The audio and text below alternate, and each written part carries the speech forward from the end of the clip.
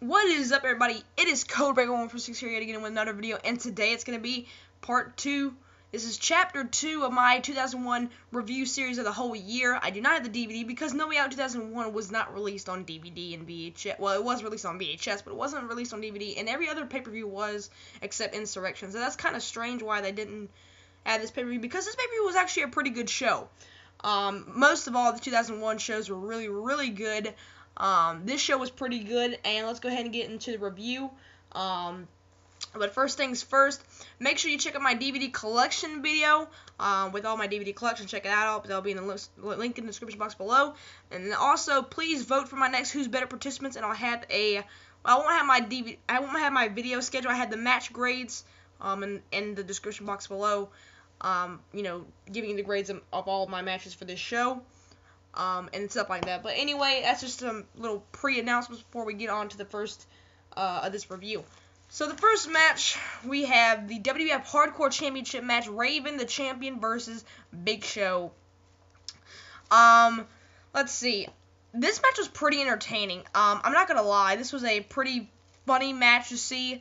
To start, and it was a pretty good opener. And they did a lot of good things with the hardcore division that I thought was awesome. The 24/7 rule really played a factor, and really interesting segments and really different things that contributed to getting guys over and getting them TV time, in a hardcore perspective. Because honestly, I think Raven should have gravitated or achieved more success by the WWE. But he didn't. But it was good to see him in that hardcore championship role and always getting the title, just like other guys that interfered in this match: Steve Blackman, Crash Holly, Hardcore Holly, and Billy Gunn. Billy Gunn came down there and he pinned Raven first, and then Raven pinned Billy Gunn again, and then Big Show wound up winning the hardcore championship. You'd see later on in the night. Big Show was in a #1 contenders match on SmackDown, I believe. And he faced The Rock, and the winner would face Kurt Angle for the WWF Championship, and Big Show lost to The Rock.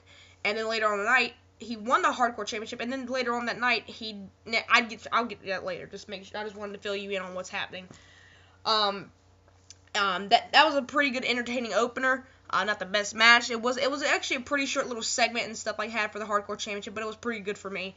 Next match is the Fatal 4-Way match for the Intercontinental Championship. Chris Jericho, the champion, versus Chris Benoit versus Eddie Guerrero versus X-Pac. Now, Chris Benoit is basically redeeming his rematch clause, and he's using that to his advantage.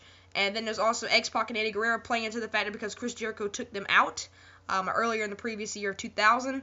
X-Pac returned, Eddie Guerrero came back, and they had a pretty good Fatal 4-Way match. I thought it was a really good Fatal 4-Way match. Albert was involved a lot. They had Eddie Guerrero and the Radicals were in there as well. Chris Jericho wound up prevailing in the end. It was a really, really good Fatal 4-Way match. Not the best Fatal 4-Way match I've ever seen, but it was a really good Fatal 4-Way match between all these four guys that can wrestle. I really like this match. It is a very another good entertaining segment, another good entertaining match that they had for the Intercontinental Championship. And this is when mid-card titles actually meant something. So Jericho was a great Intercontinental Champion. I was glad to see him win this match to carry on to the storyline between him and William Regal. Next match, Trish Stratus versus Stephanie McMahon-Helmsley. Now, they've been promoting this, basically, Miss McMahon, Helmsley, Stephanie McMahon, and Trish Stratus is Mr. McMahon's plaything.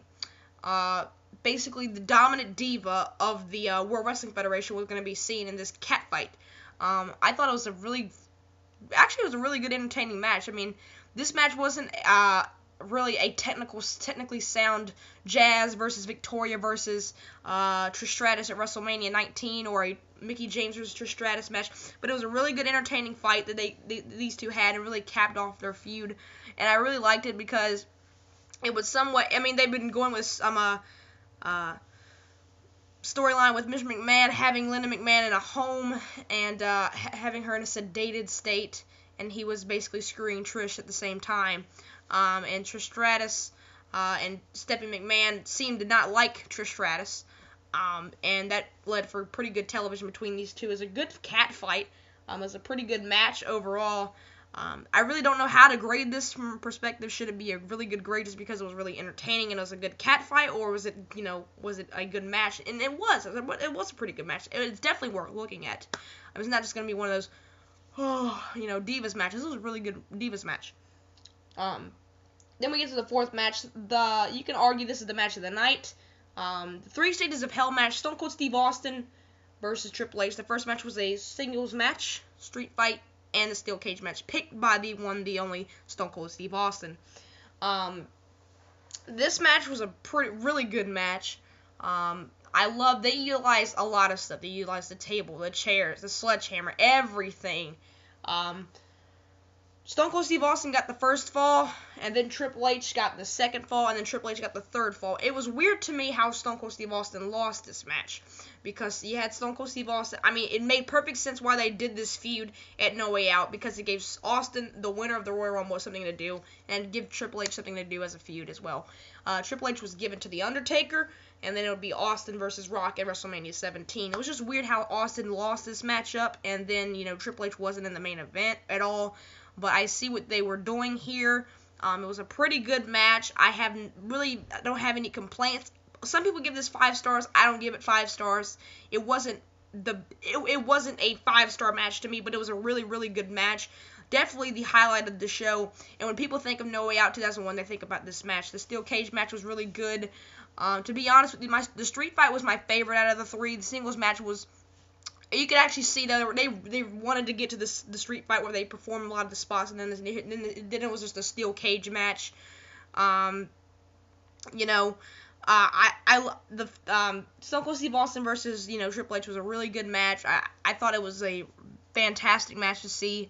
They did do this feud to a pretty good extent where it was a well built match, and I thought it was definitely worth what it was said to be, and these two worked a really good match. Triple H, I can't stress that enough. I haven't seen the show in over 3.5 weeks, so I can't stress you every spot, so that's why I'm kind of like, it was a really good match. But overall, from what I remember, they used a lot of the steel chairs. They used, they did a lot with table spots. They used a lot in the steel cage. The sledgehammer was utilized a lot, and especially in the finish. And also the barbed wire, 2x4 and stuff like that. I haven't seen it over like 2.5 to 3 weeks, so it's kind of like a little for me. But I remember this match pretty well enough to give it a pretty good rating, and I thought this match was really good. The fifth, I probably said really good match a lot, so forgive me. Fifth match, Steven Richards versus Jerry the King Lawler. Stupid match. If Jerry the King Lawler wins, Cat gets naked, and if Steven Richards wins, Cat joins the right to censor. Oh my God, dud. This match shouldn't have been on the card. It was Steven Richards wind up winning. I don't know what to say. I don't want to talk about this match. Then we get to the sixth match. This is another really good match.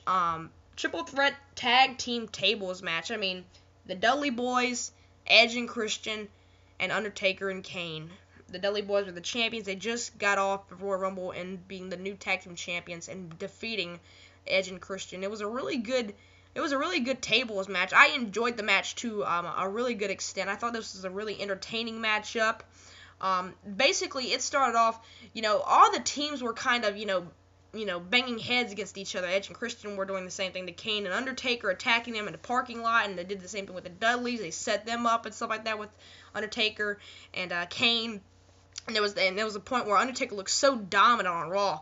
He just gave a last ride to Christian, choke slammed Edge. There were so many things, and they made Kane look very dominant in the Royal Rumble coming off of that, and you have Undertaker look really dominant on Raw. Makes these two like a really good tag team. Edge and Christian being not the conniving, but they capitalize on every opportunity they can. Somewhat of the ultimate opportunist character that Edge had. The Dudley Boyz, they're just, I think that they were the kind of the third wheel in this situation when you think about it, because I think it was just driven towards Edge and Christian and Undertaker and Kane. Basically, what happens is Haku and Rikishi, they come out and they beat down Undertaker, and they beat down the Undertaker and Kane. I was actually laughing when I saw Haku and Rikishi take him down. I was kind of sad that Rikishi didn't get a match at WrestleMania due to the fact that he had a pretty good year in 2000 being a heel. Attacked the Undertaker, eliminated him from the Royal Rumble, and they did this whole thing, and then it just kind of poof, it was done. And then they made Kane the Hardcore Champion. I don't know. It was definitely a weirdly booked year.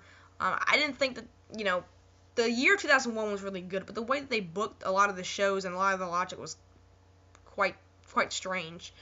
But this match was really good. Dudley Boyz get the win here.